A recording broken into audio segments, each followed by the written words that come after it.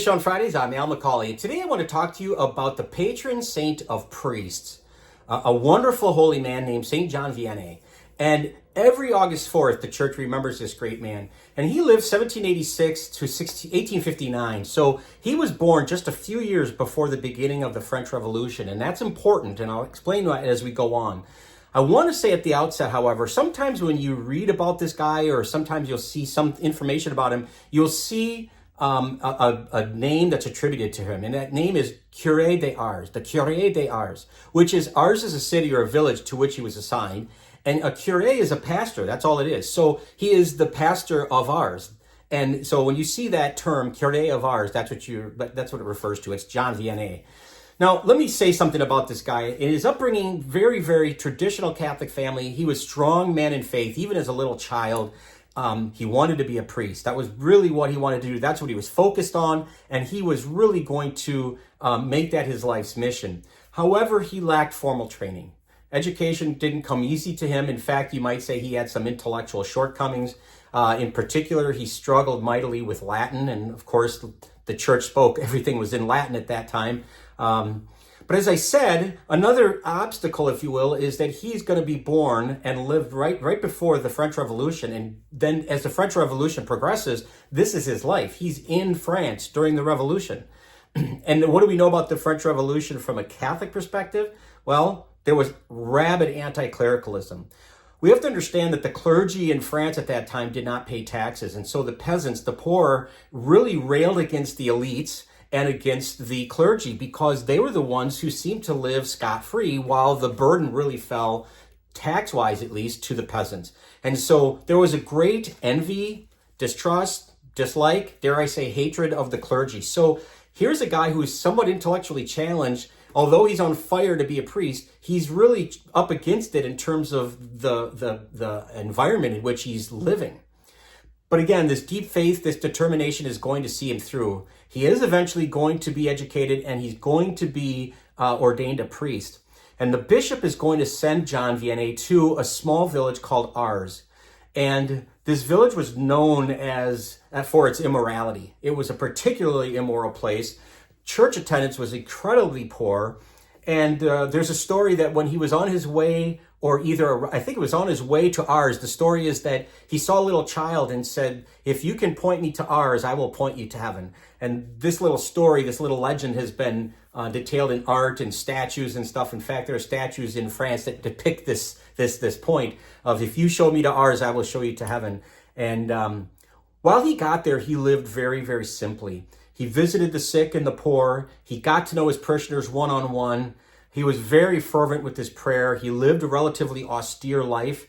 And I think all of that helped. That penance, that personal prayer life, that perseverance, I think really started to win people over. And in fact, I would go so far as to say his interaction with his parishioners one-on-one is really what did it. I mean, I think a lot about how Jesus' ministry was.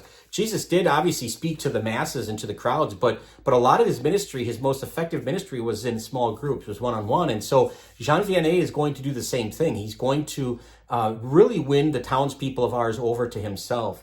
He's going to be a tireless worker. If he did lack anything intellectually, boy, he's going to make up for it with his organization and with his tireless work ethic. I mean, ridiculous number of hours, especially with the confessional, and that's what he's most known for. It's said that hundreds of people would visit him daily, that he would sit in the confessional and hear people's confessions for 12, 14, sometimes up to 18 hours in a day. I can't imagine that. I'm not a priest, but I can't imagine sitting to listen to people for 12 or 14 hours a day. And this was relatively routine. And as you can imagine, this is not just people from Ars, but his reputation spread. So people started to come to Ars, and it became kind of like his energetic spiritual hub for people. And it became almost like a pilgrimage destination site to go see this holy man that they could confess their sins to. He was holy because he was very compassionate. He showed great understanding and great insightful guidance when people had issues or problems they were dealing with. In fact, some people would even say they knew that he was able to articulate their sins before they said them themselves. He could read their hearts, which I think is a fascinating thing to think about. When you see John Vianney portrayed in art, one of the fascinating things about it, he looks like a priest. They'll have him robed in a priest's garment. You know, you'll see the alb and the chasuble and the stole. But one of the things I think is fascinating is the way his hands almost always are predicted. Not in every case, but in a lot of them. You'll notice that his hands aren't enfolded in traditional prayer, but one is over the other. And it's almost as if he's saying, I am going to protect your heart, the penitent's heart, the person who's coming to me for guidance, for confession. I'm going to show compassion and I'm going to show great love and I'm going to show protection of that. That's such a gift that I'm given, to a grace to hear these confessions, that I want to handle it with great love and great empathy. And so I just think that's a great way to artistically show him and to think about him as this man of great compassion. If there's any takeaway, I would say there's a few takeaways from this wonderful man. I would say just bluntly, he was a man on a mission. Despite his personal and societal shortcomings, the guy was going to be a priest and he was going to make it happen, and he did. And I would say that's a great lesson for all of us. You know, if God's calling you to something, don't give up on it. Pray about it. Ask others to pray for you. Tell people, confess, and go to a confessor, a spiritual director, what have you. But don't give up on your God-given dream and your ability. Trust in that, just like John did. I would say other things. Remain committed to your work. Once you find it, remain committed to it. Don't let all these other personal things get you down. Don't let the society get you down. The French Revolution was anti-clerical. He worked through it. Our society isn't accepting of Christianity and Catholicism, I would say, in a lot of ways. Don't let it get you down. Keep living your faith as much as you can, just like John Vianney did. The last thing I would leave you with is this. He's known as the patron saint of priests, as I said, and probably best known for his hours-long confessional stints, that he would hear hundreds of confessions in a day. And so you can't mention John Vianney without thinking about a takeaway having to do with that. And this is a quote that's attributed to him often. In fact, it's probably the quote most attributed to him that you hear mostly when you hear of John Vianney. And it's this: our sins are nothing but a grain of sand alongside the great mountain of God's mercy.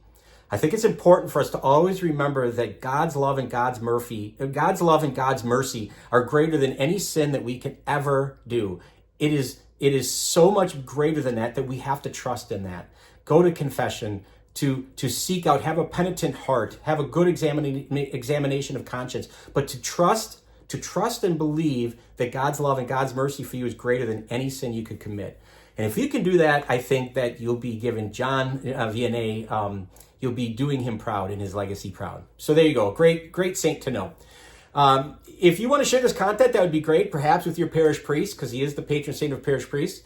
If you'd like to subscribe to our YouTube channel or follow us on Facebook, we'd be grateful for that. But we hope you will keep tuning in every Friday for Fish on Fridays. Until next time, please be good to each other, and God bless.